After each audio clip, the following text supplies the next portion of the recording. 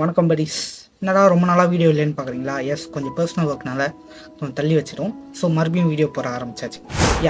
இன்றைக்கி என்ன டாபிக் அப்படின்னா பார்க்குறீங்க, சோஷியல் மீடியா நல்லதா கேட்டாரா அப்படியா? ஏன்னா இப்போது சோஷியல் மீடியா ஓப்பன் பண்ணாலே ரொம்ப பயமுத்துற விஷயமா ஆகுது.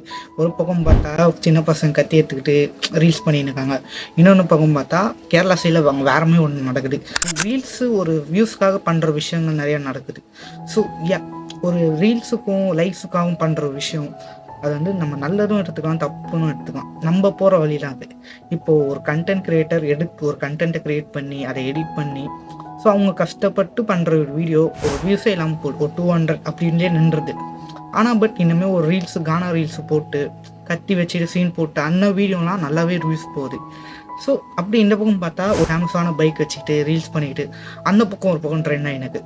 இந்த சோஷியல் மீடியாவில் பார்த்து வளர்ந்தவங்களும் நிறைய பேர் இருக்காங்க, க்ரோத்தப் ஆனவங்களும் நிறைய பேர் இருக்காங்க, இது மூலமாக வெளியே போனவங்களும் நிறைய பேர் இருக்காங்க, ஃபேமஸான ஆளுங்களும் இருக்காங்க.